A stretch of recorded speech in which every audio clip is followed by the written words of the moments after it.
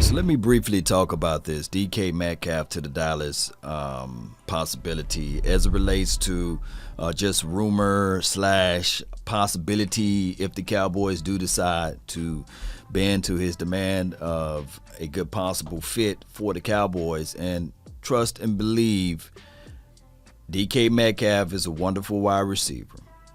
But when his contract is up, he will be looking for $20 million a year. And that's the reality of it. And far as his talent-wise or what have you, you pretty much had your DK Metcalf out of Amari Cooper. You did. Their numbers are very similar. But DK Metcalf, by the way, had more targets. And he had 967 yards last year with 124 targets. Keep in mind that Amari Cooper only had 99 targets. And Amari Cooper had 68 receptions.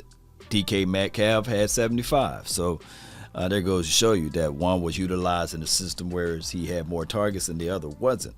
Didn't have that many targets. But we're going to talk about this, Cowboy Nation, as it relates to the crazy stuff that people like to put out there.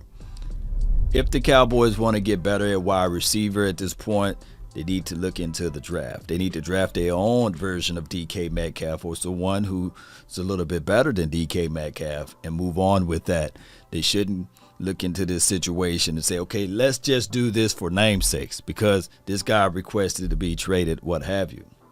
Keep in mind, Amari Cooper, when targeted, was 122 passer rating. Passer rating when targeting Amari Cooper, let me repeat, was 122. DK Metcalf 110. So we look at all of those things. Of course, he had 12 touchdowns last season. I don't think that he missed a game. And Amari Cooper had 8. But let's look at it like this, Cowboy Nation. We do understand that this team got a big voided spot at wide receiver because of the fact that Amari Cooper is gone. But we got to stop this. We do.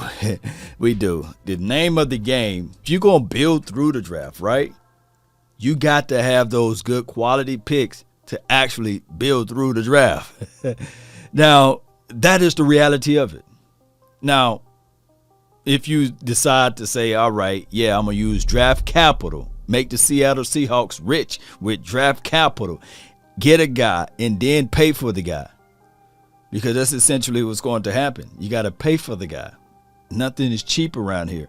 And DK Metcalf, he's not looking for handouts. Now, DK Metcalf and Dak Prescott got the same agent, Todd France. And we do know how CAA works. They're not going to give the Dallas Cowboys a discount at all.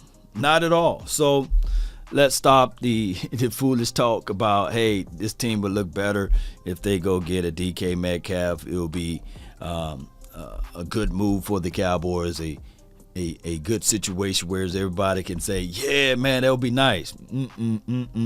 Although I like DK coming out of the draft, and I thought that he would have been a steal if the Cowboys rolled the dice with him, especially by him falling. And you're looking at a guy that's 6'5", 6'3.5", actually. 6'4", 6'3", whatever. They run like a gazelle. Man, you're talking about a guy that could help out this team during that time frame. Yeah, that'd have been nice. But the Cowboys passed up on him, and they decided not to roll with DK Metcalf. 6'4", 200 and how many pounds that guy is? 230 pounds. Run like a gazelle.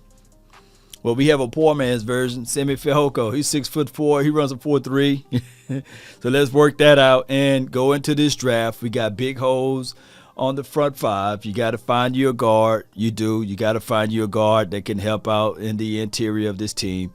As far as the defensive side of the coin, like we can all see, the only person that we missing out is Randy Gregory. So I'm quite sure that this team is looking at it like this, because they brought back everybody else. They looking at this draft and two things. They're going to try to find an edge guy, which they already said, and they're going to try to look for a linebacker. We don't draft safeties, and we don't draft defensive tackle. We don't. So everything else, we're looking for an edge guy on defense, and it could be Sam Williams, and we're looking for a linebacker. It could be Nakobe Dean. It could be the Devin Lloyd kid. It could be. Not saying that it will be, but the trends of the Cowboys on how they draft is in favor of what I'm saying. That's the trends of it. Now, as far as the offensive side, if they do decide with the 24th pick to go with guard, if Zion Johnson is there, they would go with that. Or a Kenyon Green, Tyler Linderbaum, if he's there, they will roll with those guys. It will be I don't know. If Chris Olave there, is Treylon Burks is there, I don't know. But that is where they going at wide receiver. You get that wide receiver for 5 years if you draft him in the first round. But if you wait into the second, you at least got 4 years, and you don't have to worry about paying the man $20 million a year. They going wide receiver by committee. They thinking that, hey, James Washington will be able to hold things down, and as well as Noah Brown and Semi Fehoko until Michael Gallup come back. Wide receiver by committee. Tony Pollard, they mentioned that Tony Pollard will get more touches in this system and the scheme for the 2022 season.